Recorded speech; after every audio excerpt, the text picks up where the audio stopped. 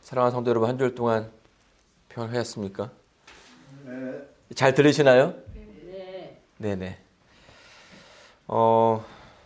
이제 오미크론이 많이 좀 줄어들고 있다고 얘기하고 있고요. 또 많은 주에서는 이제 좀 더 완화되는 이제 그런 정책이라고 해야 되나요? 그런 가운데 있는 것 같습니다. 항상 그래도 마지막까지 건강 잘 챙기시고 또 내 건강은 내가 챙겨야지. 예. 뭐 제가 사실 이런 말 할 자격은 없지만 예. 하여튼 여러분의 기도 덕분에 잘 지냈고 또 잘 낫게 되었습니다. 제가 이제 2015년에 처음 미국에 왔거든요. 왔는데 네, 7년 됐습니다. 4년 공부하고 여기 온 지도 벌써 이제 2년 반이 지나가요. 근데 이제 굉장히 좀 뭐랄까요, 그 문화 충격을 처음에 많이 받았죠. 예를 들면 물론 이제 샌프란 시내는 좀 덜한데 시골 가니까 막 사람들이 뭐 크락션을 누르질 않는 거예요. 그리고 그 뭐 사거리 같은 데 가면 신호등이 없어도 다 서서 기다리고, 네?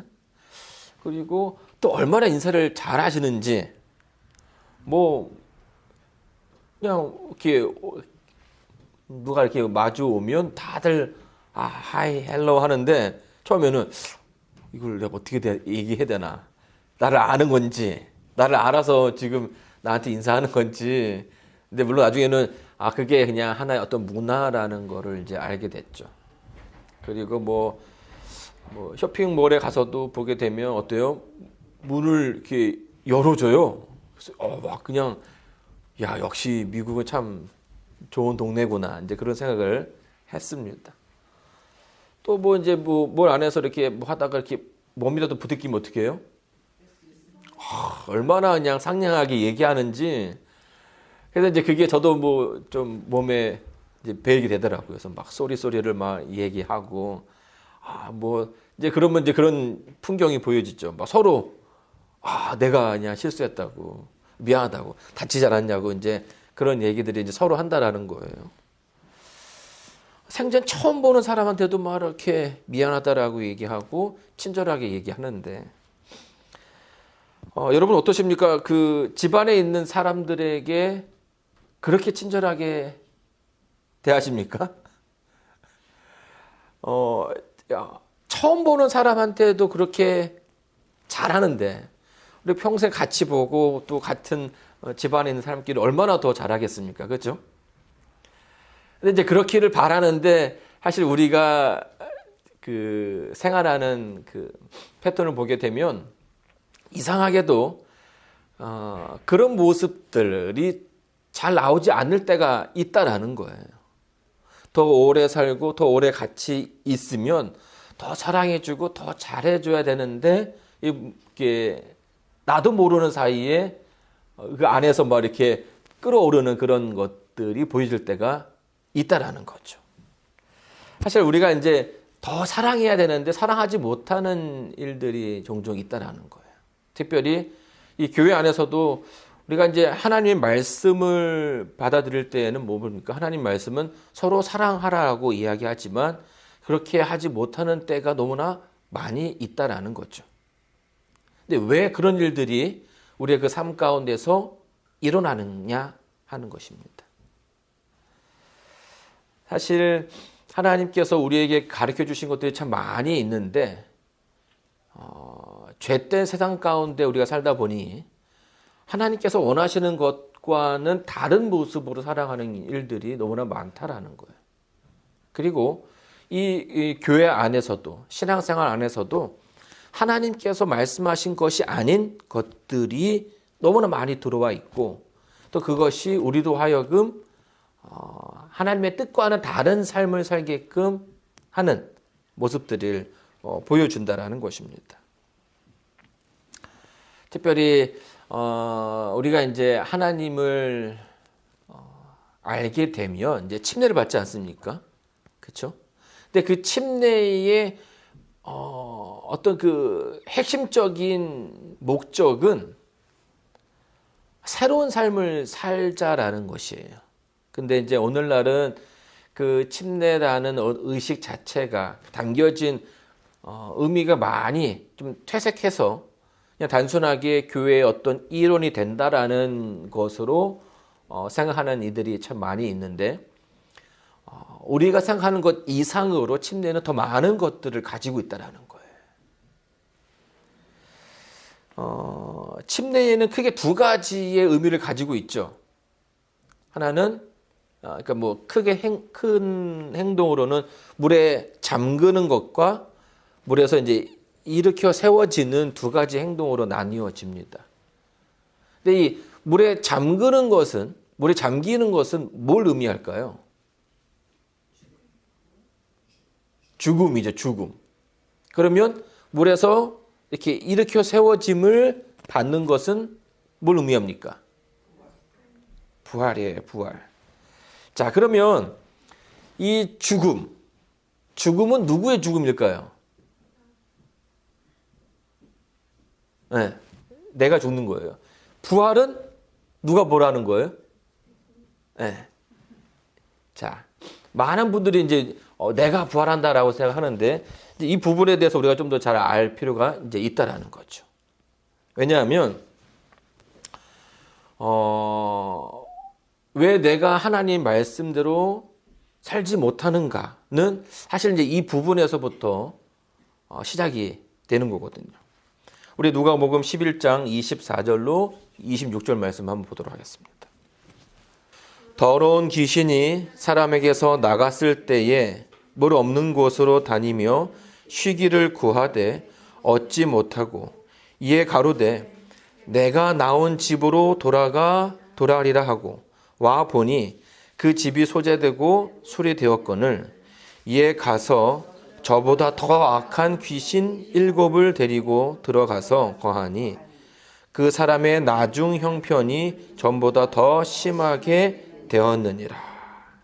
사실 이 부분은 예수님께서 이적을 베푸시는 그 장면을 보면서 사람들이 예수님이 귀신의 능력을 통해서 이렇게 하는 거다라고 하는 폄하하는 그런 장면이거든요. 근데 예수님께서 이제 그런 가운데 이제 이 이야기를 해 주시는 거예요. 한 귀신 들린 사람이 있는데 그 사람이 귀신이 나갔다라는 겁니다. 그래서 그 나갔는데 이 귀신이 있을 곳이 없는 거예요. 어딘가를 가야 되는데 집이 없는 거죠. 그래서 여기저기 방황하다 보니까 다시 무슨 생각이 드는 거예요? 예전에 내가 살던 집은 어떻게 되었을까? 이제 그런 생각이 들어서 다시금 가봤는데 어때요? 그 집이 아주 잘 수리가 되어 있는 겁니다. 그러니까 리모델링 아주 기가 막히게 해놓은 거예요. 근데 거기에 누군가 있을 거라고 생각했는데 아무도 없는 거예요. 그래서 어떻게 합니까? 이 귀신이 자기보다 더 강한, 더 센 귀신들을 데리고 들어가죠. 그러고 나니까 그 집이 다시 어떻게 됩니까? 더 예전보다 더 엉망진창이 되었다라는 거예요. 우리가 신앙생활을 하면서 하나님을 알게 되면서 참 많은 것들을 경험하게 됩니다. 그렇죠? 예수님의 그 십자가의 그 사랑을 깨닫게 되면서 우리 마음에 큰 감동을 받게 되고, 내가 이렇게 살면 안 되겠다는 생각들을 하게 됩니다. 그렇죠? 그래서 내가 이제 새로운 삶을 살겠다라고 다짐을 하죠. 이제 그런 다짐 가운데 침례를 받게 된다라는 거예요. 근데 이제 그 침례를 받을 때에 가졌던 그 뜨거움, 어떤 그 새로움, 이제 이런 것들이 시간이 흘러감에 따라서 이렇게 점점 줄어드는 모습을 또 경험하게 되고, 또 내가 그렇게 원하지만 그렇게 되지 못하는 제 자신을 바라보게 된다라는 거예요. 왜 그 수많은 사람들, 그 침례 받으면서 그 뜨거움을 가졌던 사람들이 왜 지금은, 왜 어떤 시간이 지나면 그 뜨거움이 사라지고 예전과 크게 다르지 않는 그런 삶으로 변해버리는지 우리는 그 부분에 대해서 한번 생각해 볼 필요가 있다는 것입니다. 여러분 이제 그 삼국을 통일했던 이제 김유신 장군이 있어요. 근데 이 김유신 장군이 젊었을 때는 어땠습니까? 막 처음부터 막 이렇게 엘리트의 그 삶을 살아오지는 않았다라는 거예요. 그래서 우리가 이제 알고 있기로는 젊었을 때는 맨날 뭐 합니까? 뭐 훈련 끝나면 가서 이제 술 먹고 뭐 여자들이랑 놀고 하는 이제 그런 것들의 시절을 좀 보내요. 근데 이제 그렇게 뭐 이렇게 허랑방탕한 삶을 살고 있는데 누가 이제 계기가 됩니까? 이제 어머니가 눈물을 흘리면서 이제 아들한테 얘기하는 거예요. 야, 내가 지금 이렇게 살면 되겠느냐. 그래서 이제 어머니의 그 눈물을 보면서 이 김유신이 마음에 큰 어떤 그 각성을 하게 됐죠. 야, 내가 이렇게 살면 안 되겠구나. 그래서 이제 예전과는 좀 다른 삶을 살기 위해서 노력을 하죠. 그래서 그날도 아주 뭐 고단하게 훈련을 하고 이제 말 위에서 꾸벅꾸벅 졸면서 이제 가는데 어때요? 말이 어디다 내렸어요? 예? 술집에. 예? 그 예전에 김유신이 늘 좋아하던 가던 길에 그냥 가게 된 거예요. 근데 문을 탁 떠보니까 어때요? 술집 앞인 거예요. 그래서 말을 어떻게 합니까? 확 이렇게 칼로 쳐가지고 죽였다라는 얘기가 있습니다. 왜 죽인 거예요? 내가 지금 이렇게 뭐 했는데 다짐하고 결심했는데 네가 나를 이렇게 만들었다. 이제 이런 어떤 자기의 다짐을 다시 한번 더 확인하기 위해서 했다라고 생각하는데요. 여러분, 사람의 삶이 바뀌기가 쉽지 않다라는 거예요. 말이 무슨 잘못입니까? 그렇죠? 예. 김유신 자기가 그렇게 살아왔고 그 삶의 패턴대로 그렇게 또 가게 됐다라는 거죠. 여러분, 제가 그 김유신의 이야기에서 말씀드리고자 하는 것은 우리의 결심이 단호하지만 그것이 우리에게 완전한 변화를 가지고 오지는 않는다라는 거예요. 예를 들면 우리가 이제 술 주정뱅이였던 사람이 굳은 결심을 하고 침례를 받고 한다고 해서 세상에 술집이 다 사라지지 않는다라는 거예요. 그렇죠? 네. 술이 다 사라지지 않아요. 여전히 술집은 그 자리에 있고 여전히 술은 세상에 만연해 있다라는 겁니다.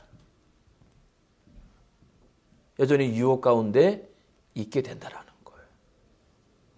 근데 이제 우리가 침례를 통해서 바뀌게 되는 것이 있으면 뭐예요? 그러니까 내가 그 술집들을 다 없앨 수 있는 능력이 생기는 것이 아니고 여전히 술집은 있고 술이 있지만 침례를 통해서 바뀌는 것은 나의 주인이 바뀐다라는 거예요. 나의 주인이 바뀌는 거예요. 예전에는 그냥 내가 내 삶의 주인이 되어서 내 멋대로 살아왔다면 침례 이후는 내가 누구의 자녀가 되는 겁니까? 하나님의 자녀가 되는 거예요. 그리고 내 아버지가 하나님이 되시는 거지. 이것은 확실하게 바뀐다라는 거예요. 자, 기독교의 한 획을 그었던 사도 바울이 로마서 7장 24절에 보게 되면 이런 말을 합니다. 오호라 나는 곤고한 사람이로다. 이 사망의 몸에서 누가 나를 건져내랴. 이 말은 무슨 말이에요? 자기에 대한 한탄을 얘기하는 겁니다.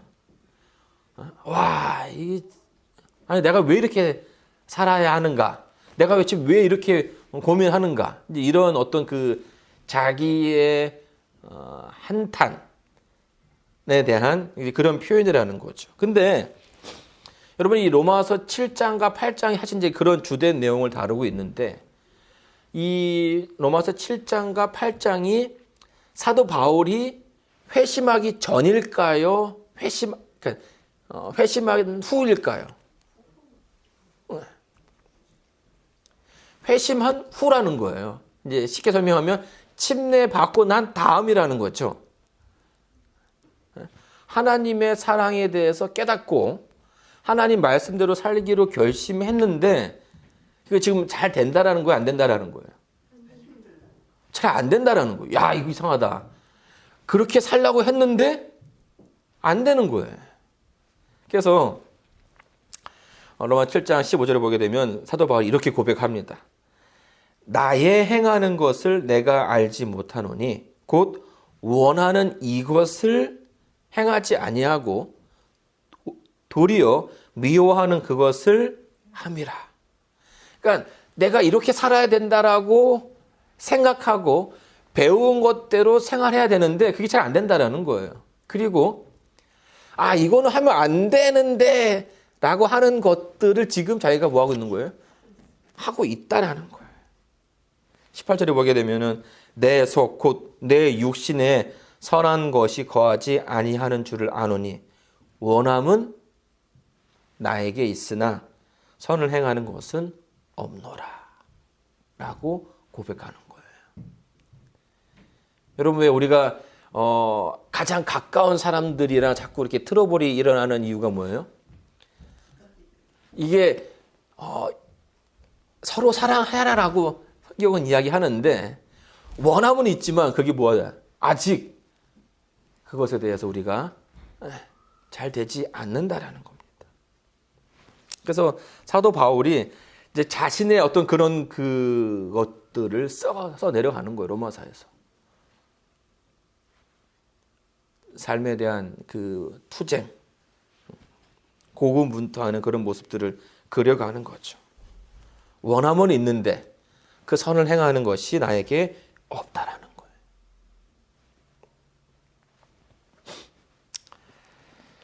여러분 사실 우리가 하나님 말씀대로 살아가는 것이 우리들에게 어려운 이유는 우리가 연약하기 때문이에요. 그렇죠? 그럼 사도 바울은 그런 가운데서 그런 고민을 하는 가운데 어떠한 답을 찾았을까요? 로마서 8장에 보게 되면 나로서 할 수 없지만 어떻게 해요?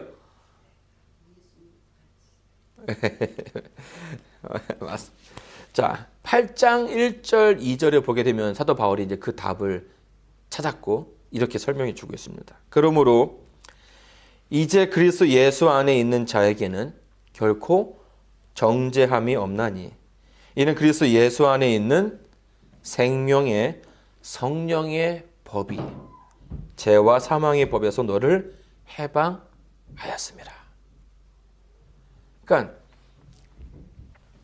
생명의 성령의 법이라는 표현을 쓰고 있습니다. 성령께서 나로 하여금 그것을 하게끔 하실 거라고 이야기하는 거예요. 그래서 이제 5절부터 9절에 쭉 보게 되시면요. 뭐라고 얘기하냐면 육신을 쫓는 자는 육신의 일을 영을 쫓는 자는 영의 일을 생각하나니 육신의 생각은 사망이요 영의 생각은 생명과 평안이라. 육신의 생각은 하나님과 원수가 되나니 이는 하나님의 법에 굴복치 아니할 뿐 아니라 할 수도 없음이라. 육신에 있는 자들은 하나님을 기쁘시게 할 수 없느니라. 만일 너희 속에 하나님의 영이 거하시면 너희가 육신에 있지 아니하고 영에 있나니 누구든지 그리스도의 영이 없으면 그리스도의 사람이 아니라. 여러분 로마서 8장에서 사도 바울은 육신의 사람과 영의 사람을 구별하고 있어요. 그 말은 영이 있는 사람은 뭐라는 거예요? 영의 사람이 되는 거고요. 영이 없는 사람은 육신이라는 거예요. 창세기 보게 되면 하나님께서 아담을 흙으로 빚으십니다. 그렇죠? 그 코에 뭘 넣습니까? 네. 이 숨을 불어넣으시니까 뭐가 됐어요? 생영이 되었어요. 근데 이 창세기 6장을 보게 되면 하나님의 신이 떠났다라는 표현이 나와요. 하나님의 신이 떠나니까 그들이 뭐가 돼요? 육신이 되었다라고 얘기합니다. 그러니까 사실은 이 성경에서 이 숨이라는 그 단어는 성령을 뜻하는 단어로도 같은 단어를 사용하고 있어요. 그 흙에다가 영이 더해지니까 뭐가 된 겁니까? 생영이 된 거죠. 그렇죠? 영의 존재가 된 거예요. 근데 이 영의 존재에서 성령께서 떠나면 뭐가 되는 겁니까? 흙이 되는 거고 육이 되는 것입니다. 하나님께서 아담과 하와를 유혹했던 뱀한테 저주할 때에 그 말 가운데 뭐가 있냐면 너는 흙을 먹을지니라 라고 얘기를 했어요. 여러분 뱀이 흙을 먹습니까? 흙을 먹지 않아요. 이거는 더 크게는 사단이 영이 없는 사람들의 주권자가 된다라는 그런 표현으로 이해할 수 있다라는 거예요. 여러분, 예수님께서 니고데모와의 대화 속에서도 요한복음 3장에 보게 되면 거듭남에 대한 얘기를 하죠. 어떻게 거듭날 수 있겠습니까? 라고 얘기했을 때에 예수님께서 물과 성령으로 나지 않으면 하나님 나라에 갈 수가 없다라는 그렇게 얘기를 해 주십니다. 그러니까 이 영의 존재가, 성령의 존재가 굉장히 중요하다라는 거예요. 우리의 삶 속에 그 영이 있느냐, 성령과 함께 하느냐, 함께 하지 않느냐에 따라서 우리는 다른 삶을 살 수밖에 없다라는 거예요. 자, 우리 한번 다시 침례의 의미를 한번 좀 살펴보도록 할게요. 침례는 죽는 거고 다시 살아나는 건데 누가 죽는 거예요? 내가 죽는 거고 살아나는 건 누가 살아나는 겁니까? 네, 성령이 이게 나는 죽어서 이렇게 가버리는 거예요. 나는 죽어서 가고 내 안에 누가 계시는 겁니까? 성령께서 임하셔야 되는 거예요. 그래서 제가 처음에 읽어드렸던 그 누가복음 11장의 그 내용이 보게 되면 귀신이 있었는데 그 귀신이 쫓겨났어요. 근데 그 빈집 안에 누가 있어야 되는 거예요? 성령께서 계셔야 되는데 그 성령께서 계시지 않는다라는 거예요. 그러니 다시금 그 귀신이 돌아와서 예전보다 더 어려운 환경을 만들어 놓는다라는 거예요. 근데 우리가 침례 받으면서 늘 경험하는 것이 그겁니다. 침례를 통해서 내 안에 성령께서 계셔야 하는데 이제 내가 깨끗해졌어 라고 하면서 다시금 뭐 하는 거예요? 내 삶의 주인이 내가 되기 시작하면서 다시 내가 부활하게 되면서 내 집안에는 하나님이 계시지 않게 되는 겁니다. 그러니 오히려 우리의 그 삶 속에 어려움이 생기게 되는 거죠. 여러분, 신앙은요, 내가 내 뜻대로 사는 것이 아니라 하나님의 뜻이 무엇인지 늘 성령과 동행하는 삶을 살아야 한다는 거예요. 여러분, 하나님과 동행한다는 게 뭘까요? 여기 하나님이 계시고 여기 사람이에요. 하나님과 동행한다는 것은 하나님을 내 쪽으로 이렇게 끌어당기는 겁니까? 아니면 내가 하나님 쪽으로 가야 되는 겁니까? 아니면 그냥 둘 다 이렇게 좀 이렇게 하나님 쪽으로 내고해서 타협해가지고 이렇게 한 가운데서 만나는 겁니까?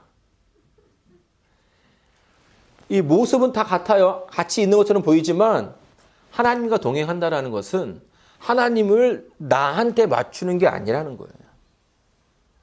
내가 하나님의 원하는 모습대로 맞춰가야 하는 거예요. 이게 하나님과 동행한다라는 거죠. 근데 많은 사람들이 그냥 어떻게 해서든지 내 쪽으로 내 편한 대로 생각하는 경우들이 너무나 많다라는 거죠. 하나님 말씀, 이거는 오케이. 이건 내가 할 수 있겠어. 이거는 좀 어려운데 하면서 나의 그 판단의 주인이 누가 되는 겁니까? 내가 내고 있는 거예요, 내가.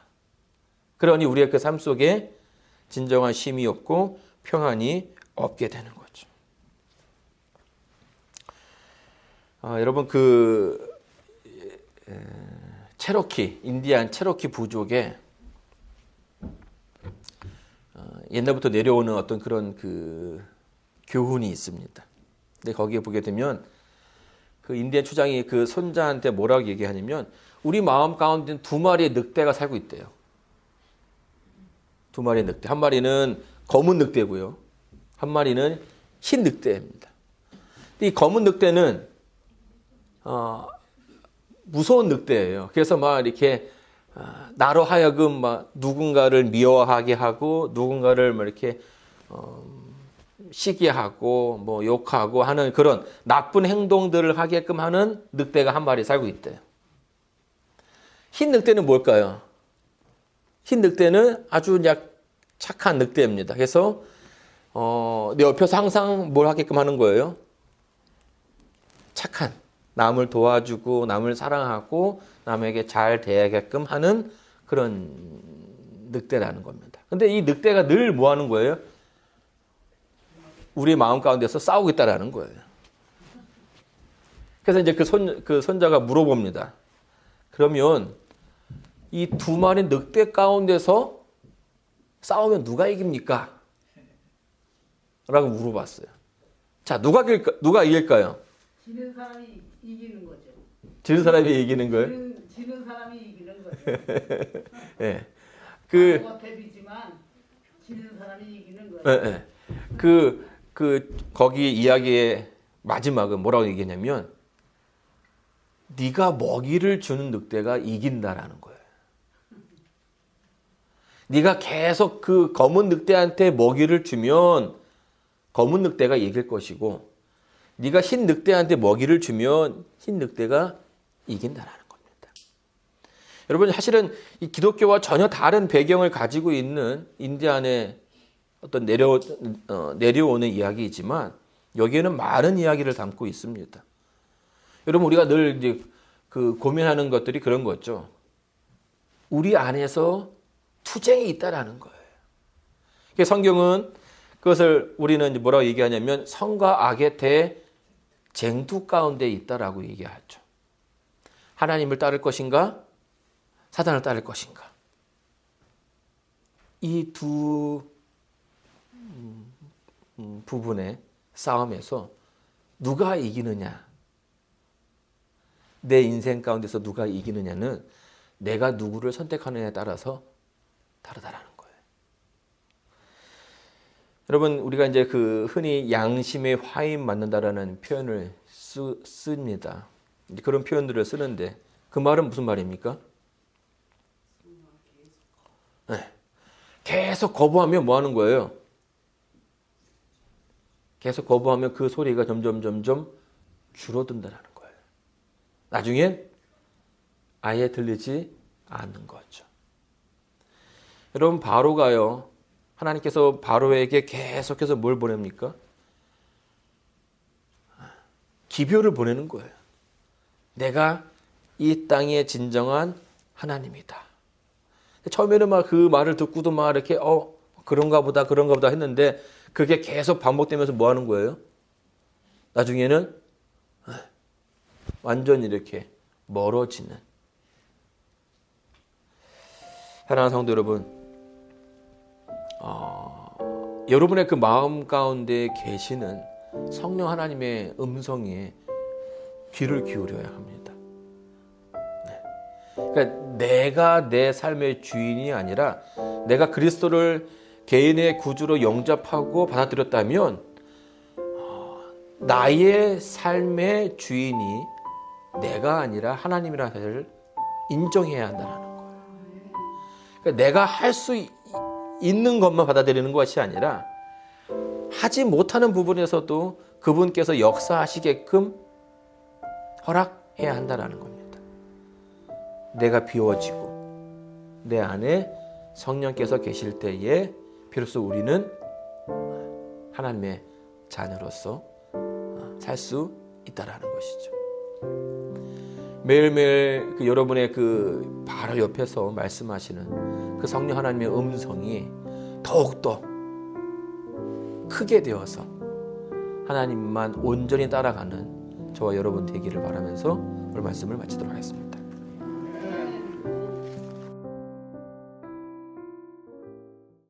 저희들의 주인 되시는 아버지 하나님, 매 순간순간 아버지의 말씀이 저희들의 삶의 또 기준이 되게 하여 주시옵소서.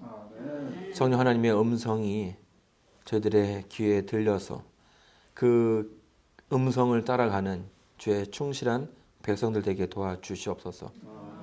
한 발짝 한 발짝 주님과 동행하면서 주님 오시는 그 날에 예수님을 맞이하는 그 대열 가운데 저희들이 있게 하시고 또 저희들의 이웃이 또 저희들의 형제들이 그 자리에 함께할 수 있도록 축복 내려 주시옵소서.